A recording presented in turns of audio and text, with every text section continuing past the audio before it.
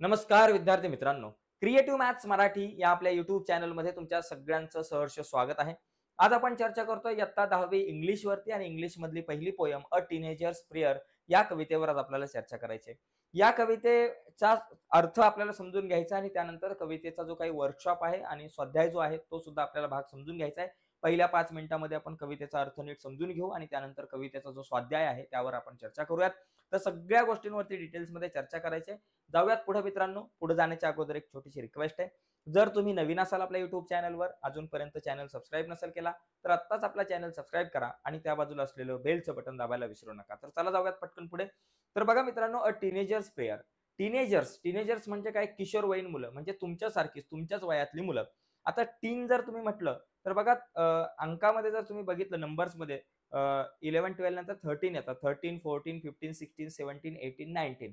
म्हणजे 13 पासून 19 पर्यंतचे जे काही अंक आहेत त्याच्या शेवटी टीन आहे. म्हणजे 13 ते 19 वयोगटातली जी मुलं आहेत तर त्यांना आपण टीनेजर्स म्हणू शकतो किंवा ते किशोरवयीन मुलं म्हणू शकतो. त्याच्यामध्ये तुम्ही सुद्धा येता. म्हणजे तुमच्याच मधल्या एखाद्या विद्यार्थ्याने ही कविता म्हटलेली आहे किंवा तुमचीच ही कविता आहे, तुमचीच ही प्रेयर आहे, तुम्हीच प्रार्थना केलेली आहे देवाकडून, असं म्हणायला हरकत नाही. तर बघा या ठिकाणी काय आहे, कवितेचा अर्थ आपण नीट समजून घेऊयात.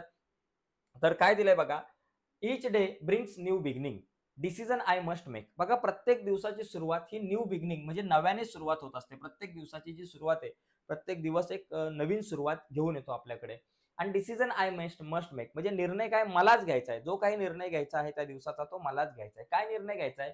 I am the only one to choose the road that I will take. म्हणजे ज्या मार्गाने मला जायचंय, ज्या रस्त्याने मला जायचंय, तो रस्ता निवडण्याचा अधिकार मला आहे. तो रस्ता निवडण्याचा निर्णय मलाच घ्यायचा आहे.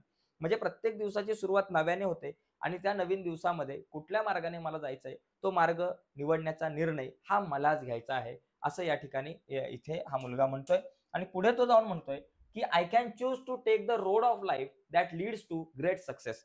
म्हणजे मी जो माझ्या आयुष्याचा मार्ग जो निवडलेला असेल, बघा, I can choose to take the road of life म्हणजे मी माझ्या आयुष्याचा जो मार्ग निवडलेला असेल, दॅट लीड्स टू तो मार्ग जो आहे नेतृत्व करणार आहे ग्रेट सक्सेसचं, म्हणजे तो ग्रेट सक्सेस कडे घेऊन जाणार. लीड्स टू ग्रेट सक्सेस म्हणजे तो जो मार्ग आहे मी निवडलेला तो एका मोठ्या यशापर्यंत घेऊन जाऊ शकतो. म्हणजे कॅन म्हटलंय म्हणजे मला मी जो निवडलेला जो मार्ग आहे तो मला यशाकडे, सुखाकडे घेऊन जाऊ शकतो. और किंवा असं सुद्धा होऊ शकतं, travel down the darkened road. देखो बघा, travel down the darkened road that leads to great distress. बघा, किंवा मी ज्या मार्गाने जाईल तो एक तर सुखाचा असेल, चांगला आनंद देणारा असेल, यशाचा असेल, किंवा मी ज्या मार्गाने वरून जाईल तो मार्ग अंधकारमय सुद्धा असू शकतो. डार्केंड रोड म्हणजे अंधकारमय मार्ग असू शकतो.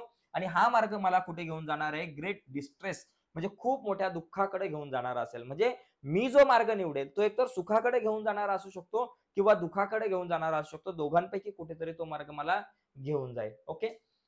पुढे पण काय होतंय? Please open up my eye dear lord that I must clearly see. देवा, माझे डोळे चांगले उघडे ठेव जेणेकरून मला सगळं काही स्पष्ट दिसेल. ज्यावेळेस मी माझ्या आयुष्याचा मार्ग निवडेल, ज्यावेळेस मी निर्णय घेईल, त्यावेळेस मला माझे डोळे उघडे ठेव जेणेकरून मला सगळ्या गोष्टी चांगल्या वाईट ज्या आहेत त्या मला स्पष्ट दिसू दे. Help me stand for what is right. जे योग्य आहे जे योग्य आहे त्याच्या बाजूने उभं राहायची ताकद माझ्याकडे दे. मला त्या सत्याच्या जे काही योग्य आहे त्याच्या मागे उभं राहण्याची क्षमता माझ्यात निर्माण कर. मला त्याच्यासाठी मदत कर. Bring out the best in me. आणि माझ्यामध्ये ज्या काही चांगल्या गोष्टी चांगल्या आहेत त्या चांगल्या गोष्टी बाहेर काढण्यासाठी मला मदत कर. त्या चांगल्या गोष्टी ज्या आहेत त्या समोर आणण्यासाठी मला मदत कर. त्या शोधण्यासाठी मला मदत कर. म्हणजे या ठिकाणी असा हा छोटा मुलगा म्हणतोय. तो पुढे काय म्हणतोय? Help me lord. देवा मला मदत कर. Just say no. नाही म्हणायला मदत कर. बऱ्याचदा आपण नाही म्हणत नाही. नाही म्हणायला मदत कर. When temptation comes my way.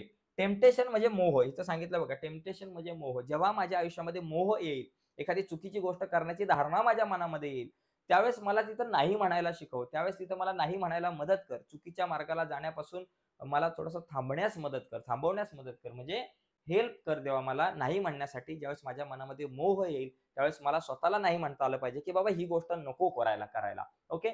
अशी प्रार्थना तो देवाकडून करतोय.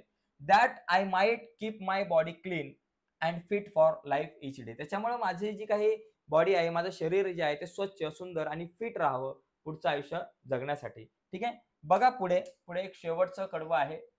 बघा, वेन माय टीनेज इयर्स आर ओव्हर.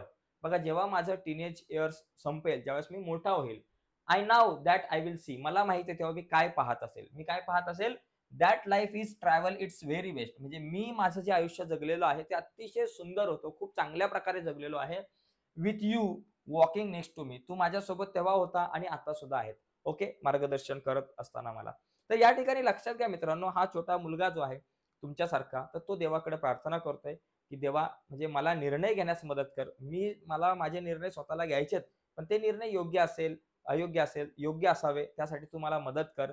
मला सगळं काय म्हणजे टेम्पटेशन, मोह जर माझ्या आयुष्यामध्ये आला तर तिथे मला नाही म्हणायला शिकव.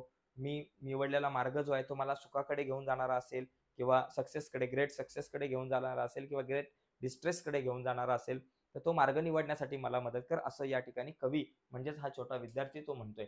ठीक आहे. आता या ठिकाणी ही कविता आपण समजून घेतली. आता या कवितेवर आधारित काही प्रश्न असतात तर ते बघा. या ठिकाणी आपल्याला इंग्लिश वर्कशॉप जो आहे या कवितेचा, टीनेजर्स प्रेयरचा जो इंग्लिश वर्कशॉप आहे तो आता आपण या ठिकाणी समजून घेऊयात. ओके, तर बघा इथे आपल्याकडे काय आहे बघा. पहिली गोष्ट इथे आपल्याला काही choose the correct alternative and complete the given sentence.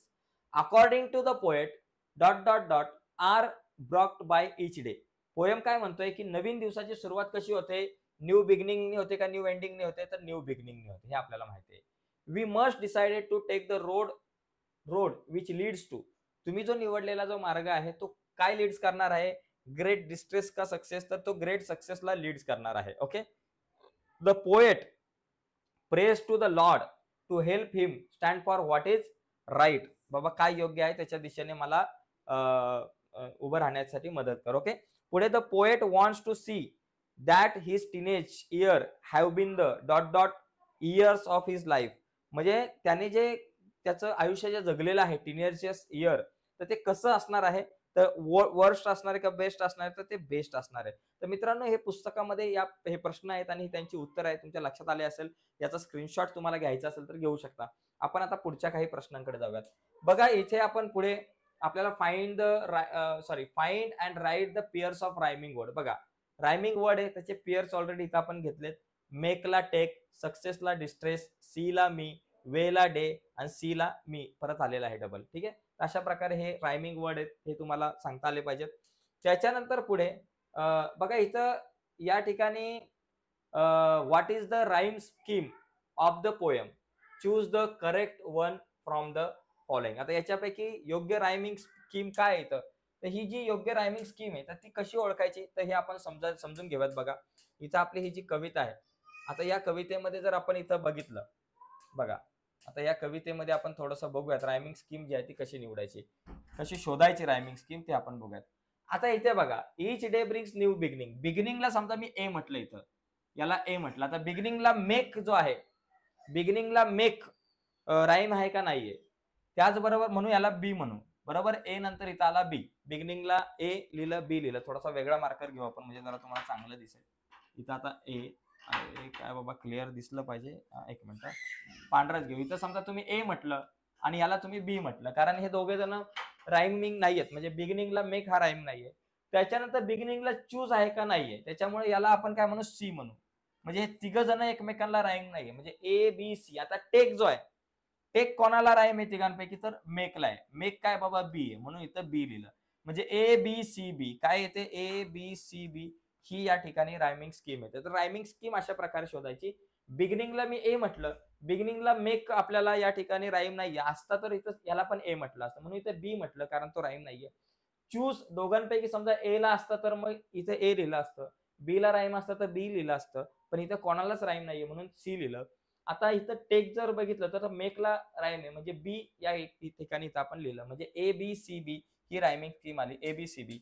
तर या ठिकाणी ए बी सी बी ही आपण रायमिंग स्कीम आहे, तर ती आपण या ठिकाणी बघून घेऊया. ठीक आहे. हे बघा, ए बी सी बी, ए बी सी बी तिसरा ऑप्शन जो आहे तो आपला करेक्ट असणार आहे. ए बी सी बी तिसरा ऑप्शन आपला करेक्ट. ठीक आहे. आता पुढे बघा, पुढचा मुद्दा या ठिकाणी इथं हा जो कॉलम आहे, इथं match the lines in column with the figure of speech in column B. बघा आता या ठिकाणी इथं फिगर ऑफ स्पीच आपल्याला या ठिकाणी ओळखायचे.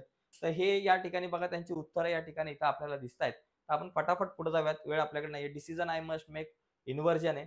बघा या ठिकाणी इन्व्हर्जन म्हणजे वाक्याची तुमची उलट सुलट रचना होते. म्हणजे decision I must make decision पाहिजे, तर तो डिसिजन आधी आलाय, नंतर आय मस्ट मेक, त्याला आपण म्हणतो इन्व्हर्जन. ओके. आता पुढे या ठिकाणी बघा, हां. तर या ठिकाणी जाऊयात पुढे. तर हे सगळे ही उत्तर आहेत कॉलम ए, बी समजून घ्या. पुढचा मुद्दा आपण बघून घेऊयात. बघा, prepare a set of 10 question to interview any successful teenagers. You may use the following guidance. म्हणजे तुम्ही हे जे काही गाईडन्स दिलेत, बाबा या ठिकाणी क्वेश्चन तुम्हाला तयार करायचे आहेत. एखादा टीनेजर्स आहे, एखादा छोटासा मुलगा आहे, त्याने खूप चांगलं काहीतरी काम केलं, तो त्याच्या आयुष्यामध्ये सक्सेस झालाय, तर त्याच्यासाठी 10 प्रश्न काढा.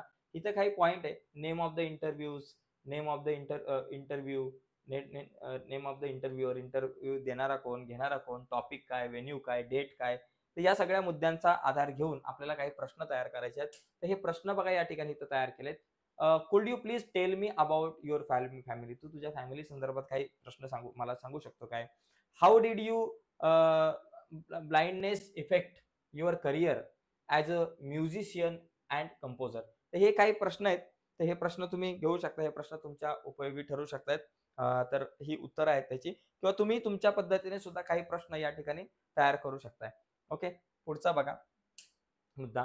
पुढे read the poem and write the appreciation of the poem about 12 to 15 sentences with the help of the following point. आता हे जे काही मुद्दे आहेत, तर या मुद्द्याला आधारे कवितेचं अप्रिशिएशन आपल्याला करायचं असतं, रसग्रहण करायचं असतं. तर हा भाग अतिशय सोपा असतो. इथे बघा टायटल आहे. पहिलं टायटल कवितेचं काय ते ऑलरेडी दिलेलं असतं, टीनेजर्स प्रेयर. पोएट कोण आहे, त्या पोएटचं नाव. त्याच्यानंतर रायमिंग स्कीम कुठली आहे, आता आपण म्हटलं ABCB ही रायमिंग स्कीम होती. आणि याच्यानंतर थीम आणि सेंट्रल आयडिया. ऍक्च्युली हे 4 मुद्दे जास्तीत जास्त विचारले जातात. बाकी इतर काही मुद्दे विचारले जात नाही. एखादं फिगर ऑफ स्पीच जर आलं तर ते. पण बाकी शक्यतो 1, 2, 3 आणि हा चौथा मुद्दा आणि फिगर ऑफ स्पीच एखादं विचारलं जाऊ शकतं. ओके. तर हे मुद्दे महत्वाचे आहेत. तर ह्या प्रत्येक मुद्द्यावर आपण या ठिकाणी इथं केलेलं आहे. बघा, title a teenager's prayer, poet J Morse, rhyming scheme ABCB, त्याचबरोबर फेवरेट लाईन तुमची कुठली त्याच्यातली तर ती लिहू शकता. I can choose to take the road of life. त्याच्यानंतर थीम आणि सेंट्रल आयडिया काय याच्यामध्ये, तर तुम्ही बघू शकता. The theme of the poem is teenager's dilemma about making the right decision. म्हणजे तो संभ्रमात आहे योग्य डिसिजन घेण्याच्या अनुषंगाने, तो डिलेमा या ठिकाणी इथं दिलाय. The responsibility of choose falls fully on him her. म्हणजे तो जो मार्ग आहे ते निवडायची, निर्णय घेण्याचा जो काही अधिकार आहे किंवा डिसिजन तो त्यालाच घ्यायचा आहे. Okay. A wrong decision may run the whole life. तो जो काही चुकीचा निर्णय आहे तो त्याचे संपूर्ण आयुष्य जे आहे ते उद्ध्वस्त करू शकतो. Hence the teenagers in the poem prays to gods for his help and guidance. त्याच्यामुळे तो देवाकडून मदत मागतोय. अशा प्रकारची ही कविता आहे. आणि फिगर ऑफ स्पीच कुठले, अपॉस्ट्रॉफी आणि इन्व्हर्जन हे फिगर ऑफ स्पीच इथं वापरले गेलेले आहेत. बघा, याचा स्क्रीनशॉट तुम्हाला हवा असेल तर घेऊ शकता, किंवा व्हिडिओला पॉज करून तुम्ही लिहू शकता. ओके. आता थोडंसं पुढे जाऊयात. पुढचा मुद्दा बघा या ठिकाणी पुढे, complete the short prayer in in English asking God to guide you in your teenagers year. तर तुम्ही आता एखादी कविता छोटीशी तयार करा. तर इथं छोटीशी कविता आपण या ठिकाणी तयार करून ठेवलेली आहे. तर याचा स्क्रीनशॉट घेऊ शकता तुम्ही. आणि पुढे आपल्याला एक प्रश्न होता, लुक अराउंड इन युअर. बघा, तुमच्या आजूबाजूला तुमची फॅमिली असेल, फ्रेंड असेल, नेबर्स असेल, क्लासमेट असेल, तर त्यांच्यामधून तुम्ही काही टीनेजर्स निवडा आणि त्यांची नावं लिहा आणि त्यांच्यामध्ये काय चांगलं आहे ते लिहा. आता उदाहरणार्थ तुमच्या फॅमिलीमध्ये एखादा असेल, समजा लिहिलं सुरेश रमेश जाधव काय तर नाव लिहिलं. त्याच्यामध्ये काय स्पेशल आहे, काय एक्स्ट्रा ऑर्डिनरी आहे, तो चांगली चित्र काढतो, तो उत्तम पोहतो. ओके. म्हणजे ड्रॉइंग असेल, रायटिंग स्किल असेल त्याच्याकडे, रीडिंग किंवा स्विमिंग तो चांगली करत असेल, तर त्या सगळ्या गोष्टी त्याच्यातल्या ज्या काही चांगल्या गोष्टी आहेत त्या इथं तुम्ही लिहू शकता. ठीक आहे. तर अशा प्रकारे एकंदरीत हा वर्कशॉप सुद्धा बघितला, कविता सुद्धा बघितली. नक्कीच व्हिडिओ तुम्हाला आवडले असेल तर व्हिडिओला लाईक करा. नवीन असाल तुम्ही आपल्या युट्यूब चॅनलवर आणि अजूनपर्यंत आपला चॅनल तुम्ही सबस्क्राईब नसेल केला, तर आत्ताच आपला चॅनल सबस्क्राईब करा आणि त्या बाजूला असलेलं बेलचं बटन दाबायला विसरू नका. धन्यवाद मित्रांनो. बाय सर्वांना.